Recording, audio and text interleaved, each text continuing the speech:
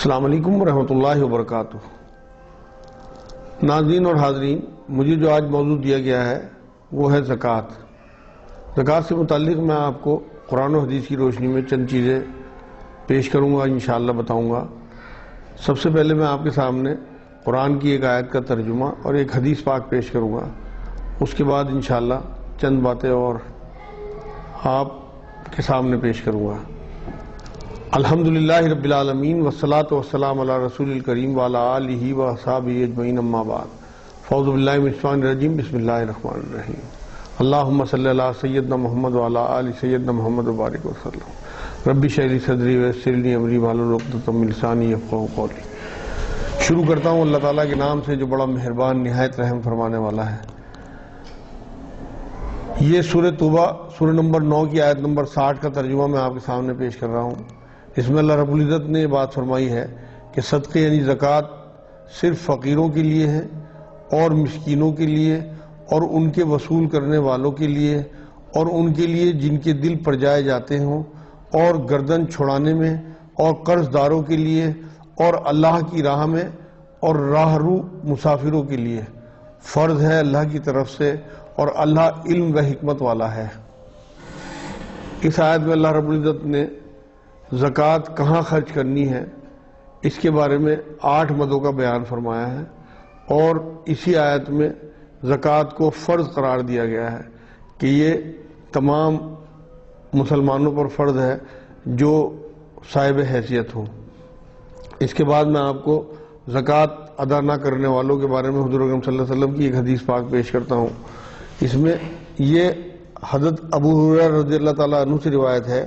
کہ رسول اللہ صلی اللہ علیہ وسلم نے فرمایا کہ جس آدمی کو اللہ تعالیٰ نے دولت عطا فرمائی پھر اس نے اس کی زکوٰۃ ادا نہ کی تو دولت قیامت کے دن اس آدمی کے سامنے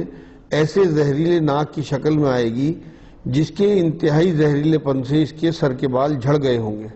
اور اس کی آنکھوں کے اوپر 2 سفید نقطے ہوں گے۔ پھر وہ سانپ اس زکوٰۃ ادا نہ کرنے والے کے گلے کا طوق بنا دیا جائے گا، وہ اس کی دونوں بانچھیں پکڑے گا اور کاٹے گا اور کہے گا کہ میں تیری دولت ہوں، میں تیرا خزانہ ہوں۔ صحیح بخاری شریف کی حدیث پاک کا مفہوم ہے جو میں نے آپ کے سامنے پیش کیا۔ اس میں اللہ رب العزت نے اپنے رسول کے ذریعے حشر بیان کیا ہے جن لوگوں پر زکوٰۃ واجب ہو اور وہ زکوٰۃ ادا نہ کریں۔ زکوٰۃ جو ہے وہ دراصل اللہ رب العزت کی طرف سے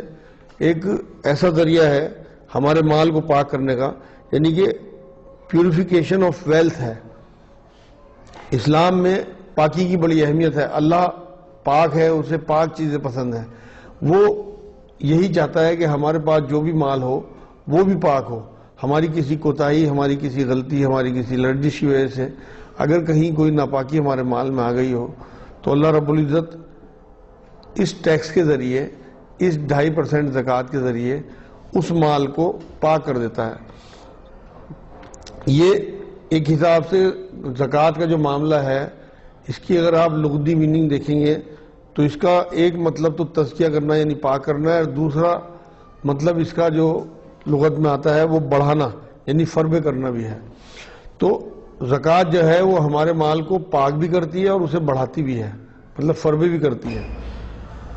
سورہ توبہ کی 103 نمبر آیت میں اللہ رب العزت نے اپنے رسول صلی اللہ علیہ وسلم کو یہ حکم دیا کہ اے نبی، آپ ان سے ان کے صدقے یعنی زکوٰۃ لے لو اور ان کے مال کو اور انہیں پاک کر دو، یعنی کہ پاک کرنے کا ذریعہ ہے مال کو یہ زکوٰۃ۔ اللہ رب العزت نے جو جو چیزیں اس کائنات میں بنائی ہیں وہ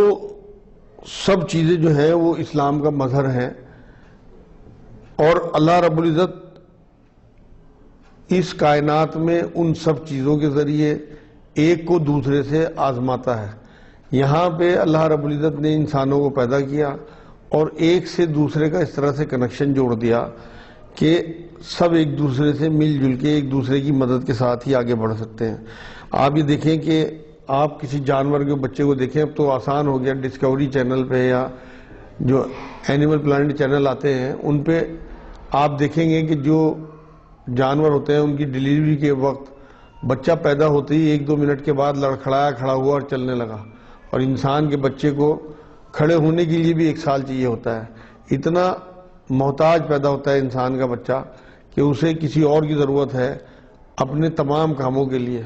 اس کی لیٹرین ہے، باتھ روم ہے، فیڈنگ ہے، وہ سب ماں کراتی ہے یا دیگر لوگ، اور اسے چلنا بھی دوسرے سکھاتے ہیں، بولنا بھی دوسرے سکھاتے ہیں. تو یہاں اللہ ہمیں یہی میسج دینا چاہتا ہے کہ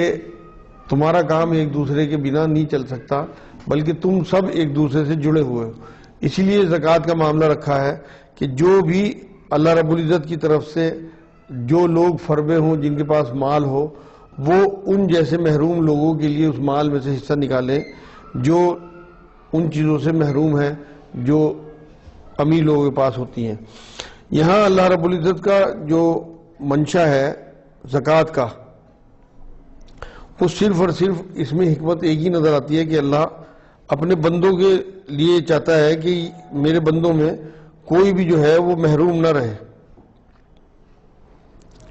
اللہ جو ہے وہ اپنے بندوں کی خوشی چاہتے ہیں. اللہ کسی بندے کے معاملے میں مطلب یہ نہیں چاہتے کہ وہ محروم رہے کسی بھی خوشی سے. آپ یہ دیکھیں کہ اللہ رب العزت نے جو روزے فرض کیے ہیں اور اس کے بعد نفلی روزوں کی بھی اجازت دی ہے، لیکن حضور اکرم صلی اللہ علیہ وسلم نے حدیث پاک میں یہ بات بتائی ہے کہ عیدین کے روزے جو ہیں وہ حرام ہیں، اور عید کی نماز سے پہلے کا جو فطرہ آپ لوگ دیتے ہیں وہ بھی اس بات کی علامت ہے کہ اللہ اپنے بندوں کی خوشی چاہتا ہے. وہ چاہتا ہے کہ میرا کوئی بندہ خوشیوں سے محروم نہ رہے. اور بقرعید کا روزہ نہ رکھوانے کے پیچھے ہی مقصد یہ ہے کہ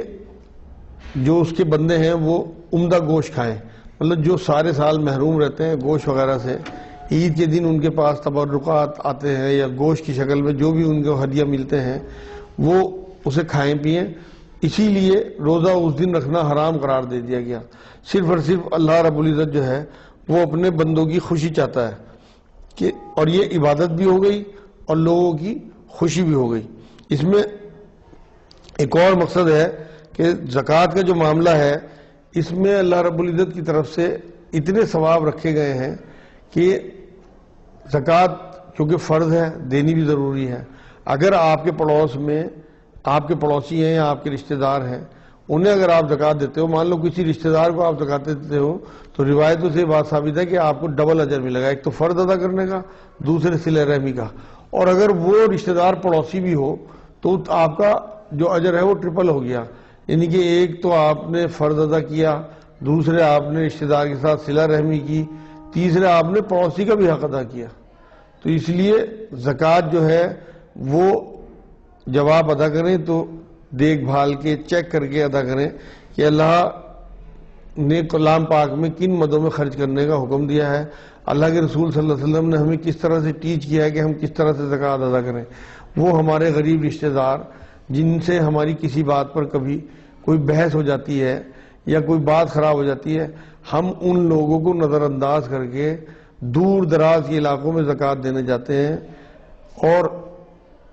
خوش ہوتے ہیں کہ ہماری زکوٰۃ ادا ہو گئی. آپ یقین کریں کہ اس طرح سے زکوٰۃ ادا نہیں ہوگی، کیونکہ جس طرح سے حکم ہے جس چیز کا ہمیں اسی طرح سے زکوٰۃ ادا کرنی ہے. اگر ہمارے پڑوس میں غریب لوگ ہیں، کوئی ایسی بستی ہے جہاں غریب لوگ ہوں، یا ہمارے رشتہ داروں میں ہماری مدر کی طرف کے، ہماری فادر کی طرف کے غریب لوگ ہیں، تو پہلے وہ مستحق ہیں زکوٰۃ کے، پہلے ان کا حق ہے، بعد میں ہم کسی اور دور کی بستی میں جا کے زکوٰۃ ادا کر سکتے ہیں. اس لیے زکوٰۃ ادا کرنے کے معاملے میں محتاط رہیں، کیونکہ یہ فرض ہے اور فرض کے بارے میں بہت اچھی طرح سے تحقیق کر کے ہی دینی چاہیے. میں نے جو آپ کو 8 مدیں کلام پاک سے بیان کی ہیں، ان کا مقصد ہی یہی ہے کہ ہماری جو زکوٰۃ ہے وہ صحیح جگہ پہ ادا ہو.